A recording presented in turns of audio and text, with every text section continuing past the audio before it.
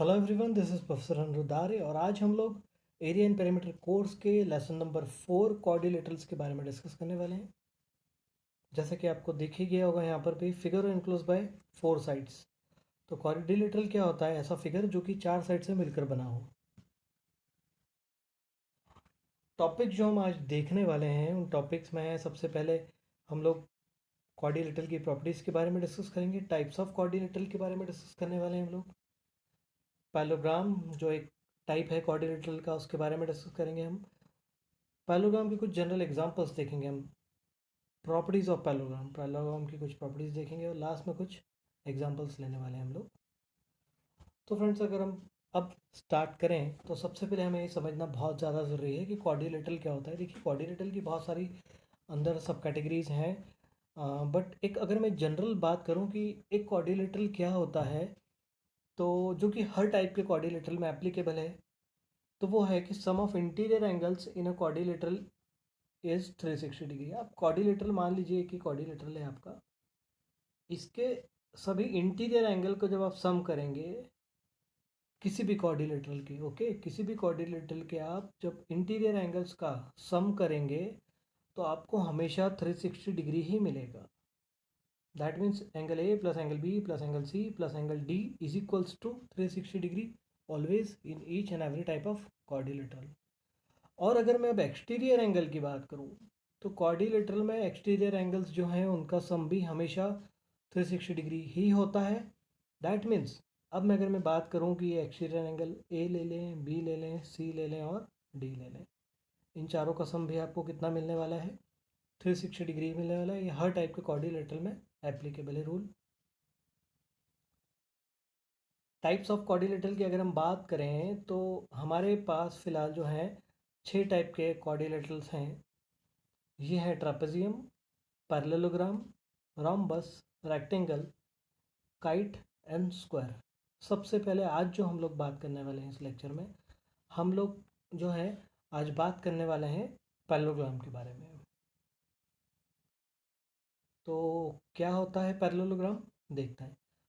A quadrilateral in which opposite sides are parallel is called parallelogram. तो एक ऐसा quadrilateral जिसमें अपोजिट साइड्स इक्वल और पैरेलल दोनों होती हैं, इक्वल भी होती हैं और पैरेलल भी होती हैं। यहाँ पर एक क्वाड्रिलेटरल दिख रहा होगा आपको, ए बी सी डी। एक ए बी सी डी जो है वो क्वाड्रिलेटरल हमें दिख रहा है, और इसमें अपोजिट साइड जो होती हैं वो इक्वल भी होती हैं और पैरेलल भी होती हैं। देखते हैं हम लोग क्या बोलना चाह रहे हैं एग्जैक्टली।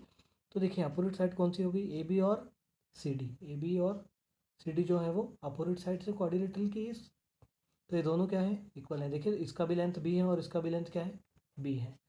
दूसरा अगर मैं पेयर बात करूँ अपोजिट साइड का, तो ये हो गया ए डी और बी सी। ये दोनों का भी लेंथ ए मैंने लिया हुआ है और दोनों लेंथ क्या होंगी? इक्वल होंगी। तो अपोजिट साइड जो इक्वल तो होंगी ही सही, और पैरेलल भी होंगी। दैट मीन्स ए बी और सी डी पैरेलल होंगे और ए डी और बी सी भी जो होंगे वो पैरेलल होंगे। और यहाँ पर दो डायगोनल है हमारे पास इस पैरेललोग्राम के, ए सी और बी डी। अब इनका क्या रिलेशन है वो हम आगे प्रॉपर्टीज़ में डिटेल में देखने वाले हैं। तो अब मैं सिर्फ यहाँ पर इस स्लाइड में ये बात करने वाला हूँ कि एरिया क्या होता है क्वाड्रिलेटरल का। तो क्वाड्रिलेटरल का जो एरिया होता है उसका फॉर्मूला होता है बेस इंटू हाइट। देखिए, ट्रायंगल का था हाफ बेस इंटू हाइट, तो क्वाड्रिलेटरल का जो होता है वो होता है सिर्फ बेस इंटू हाइट। और पैरामीटर की अगर मैं बात करूँ तो पैरामीटर जो होता है पैरेललोग्राम का वो होता है ट्वाइस ए प्लस बी।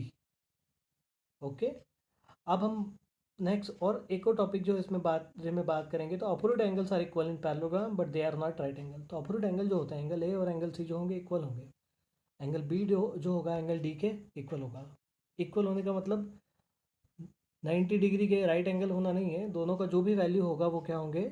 इक्वल होंगे। मान लीजिए अगर ये 30 डिग्री है तो ये भी 30 होगा, ये 40 है तो ये भी 40 होगा, या जो भी एंगल होंगे अपोजिट एंगल जो होंगे इक्वल होंगे। ये दोनों अपोजिट हैं और ये दोनों भी अपोजिट हैं। कुछ एग्जांपल्स अगर हम लें जो जनरल लाइफ से रिलेटेड हैं, तो ये एक टाइल है जो कि पैरेललोग्राम शेप का है, ये कुछ डिज़ाइन है जो कि पैरेललोग्राम शेप का है। सबसे इम्पोर्टेंट जो टॉपिक है वो है प्रॉपर्टीज़ ऑफ पैरेललोग्राम। पैरेललोग्राम की प्रॉपर्टीज़ समझना हमारे लिए बहुत ज़्यादा ज़रूरी है। तो अब इस टॉपिक पर हमें थोड़ा सा डिटेल में जाना रहेगा कि पैरेललोग्राम की प्रॉपर्टीज़ क्या हैं, कैसे हम लोग उसको अप्लाई कर सकते हैं प्रैक्टिकली क्वेश्चंस में। तो सबसे पहला प्रॉपर्टी ये होता है पैरेललोग्राम का कि opposite sides are equal and parallel. मैंने आपको बताया जैसे कि पैरेललोग्राम के अपोजिट साइड है ए बी और सी डी, ये दोनों इक्वल भी होंगी एक दूसरे से, मतलब लेंथ भी दोनों का सेम होगा और पैरेलल भी होंगी। वैसे ही दूसरा जो पेयर है इक्वल साइड्स का वो है बी सी और ए डी। तो बी सी और ए डी भी जो दोनों साइड्स हैं, ये दोनों साइड्स भी कैसी होंगी, इक्वल भी होंगी और पैरेलल भी होंगी। इक्वल होने का अर्थ ये है, मीनिंग ये है कि दोनों साइड्स का जो लेंथ है वो सेम होगा, और पैरेलल होने का मीनिंग ये है कि ये कभी भी कितना भी आप इनको एक्सटेंड कर लें ये इंटरसेक्ट नहीं करेंगे एक दूसरे को। Second thing is that diagonals of parallelogram bisect each other. जो पैरेललोग्राम के डायगोनल होते हैं वो एक दूसरे को दो इक्वल पार्ट में डिवाइड करते हैं। बाइसेक्ट का मतलब ही होता है, देखिए बाइसेक्शन का मतलब होता है दो इक्वल पार्ट में डिवाइड करना। और एक और वर्ड होता है इंटरसेक्ट। इंटरसेक्ट का मतलब होता है जस्ट काट करके या टच करके निकल जाना। बाइसेक्ट का मतलब क्या होता है, दो इक्वल पार्ट में डिवाइड करना। बाइसेक्ट का मीनिंग होता है दो इक्वल पार्ट में डिवाइड करना। बाइसेक्ट वर्ड ही आपको मीनिंग अपने आप बता देगा। बाय मतलब होता है दो, सेक्ट का जो मतलब है यहाँ सेक्शनिंग करना। तो जब दो पार्ट में सेक्शनिंग कर देते हैं आप किसी की इक्वल पार्ट में, तो इसको बोल देते हैं बाइसेक्ट करना। तो जो डायगोनल होते हैं पैरेललोग्राम के वो एक दूसरे को बाइसेक्ट करते हैं। दैट मीन्स यहाँ ये जो पार्ट है वो इस पार्ट के इक्वल होगा और ये जो पार्ट है वो इस पार्ट के इक्वल होगा। Each diagonal of parallelogram divided into two triangles of equal area. अभी समझना, मेरी बात ध्यान से समझना। ये ए सी डायगोनल है आपका पैरेललोग्राम का। तो ये जो पैरेललोग्राम है ना ए बी सी डी, इसको दो ट्रायंगल में डिवाइड कर रहा है। देखिए एक ट्रायंगल ऊपर है, एक ट्रायंगल ये रहा, और दूसरा ट्रायंगल यहाँ रहा आपका। तो ये जो डायगोनल ने दो ट्रायंगल में डिवाइड करा है, ये दोनों ट्रायंगल जो हैं इनका एरिया क्या होगा, हमेशा इक्वल होगा। अब parallelogram inscribe in a circle is rectangle. अब अगर पैरेललोग्राम को अपने सर्कल के अंदर बना दिया, मान लीजिए ऐसे सर्कल के अंदर आपने पैरेललोग्राम बनाया है, तो ये जो पैरेललोग्राम है वो बन जाएगा रेक्टेंगल। क्या हो जाएगा, रेक्टेंगल हो जाएगा। नेक्स्ट, अब parallelogram circumscribe about a circle is a rhombus. अब अगर आपने क्या करा है, सर्कल को अंदर बनाया और उसके बाहर पैरेललोग्राम बना दिया आपने, तो ये बन जाएगा एक रोम्बस बन जाएगा। Sum of adjacent angle are 180 degree. Parallelogram में जो एडजेसेंट एंगल का सम होगा वो हमेशा 180 डिग्री होगा। मतलब एडजेसेंट मतलब होता है आजू बाजू वाले एंगल्स या पड़ोसी एंगल्स। तो देखिए आप, ए और बी एडजेसेंट एंगल है, आजू बाजू में है एक दूसरे के, तो ए और बी का सम कितना होगा, 180 डिग्री। वैसे ही ए डी का भी सम 180 होगा। वैसे ही सी डी भी एडजेसेंट है तो सी डी का भी सम 180 होगा। और बी सी भी चूँकि एडजेसेंट है, तो एंगल बी और एंगल सी का सम भी कितना होगा, 180 डिग्री ही होगा। आगे कुछ और प्रॉपर्टीज़ हैं पैरेललोग्राम की, हम उनके बारे में डिस्कस करेंगे। A parallelogram and rectangle have equal areas if they are on the same base and between the same parallel lines. अब अगर आपने क्या करा, पैरेललोग्राम और एक रेक्टेंगल को सेम बेस पे रखा और सेम पैरेलल लाइन के बीच में रखा, तो दोनों का एरिया जो होगा वो इक्वल हो जाता है हमेशा, ध्यान रखिएगा। Opposite angles of parallelogram are equal. Opposite angle equal होते हैं, that means angle A angle C के इक्वल होगा, एंगल बी जो है एंगल डी के इक्वल होगा पैरेललोग्राम के। अब जो है प्रॉपर्टी बहुत इंपॉर्टेंट है और इस पे बहुत सारे क्वेश्चंस डायरेक्ट आ जाते हैं, तो आपको पूरा सॉल्व करना नहीं पड़ेगा। अगर आप ये फॉर्मूला लर्न कर लेंगे या ध्यान में रखेंगे तो डायरेक्ट आप लोग सॉल्व कर सकते हैं। थोड़ा सा ध्यान दीजिएगा प्रॉपर्टी पे। The sum of the square of the four side. देखिए पैरेललोग्राम की चार साइड होती हैं, चारों साइड का स्क्वायर करो आप और उनका sum, sum of the square of four side. चारों साइड का स्क्वायर करें और सम करें। देखो चारों साइड का स्क्वायर करा और सम करा है मैंने यहाँ पर, A B square plus B C square plus C D square plus A D square. ठीक है, इतना आई होप कि क्लियर हो गया होगा। Is equal to the sum of square of diagonal.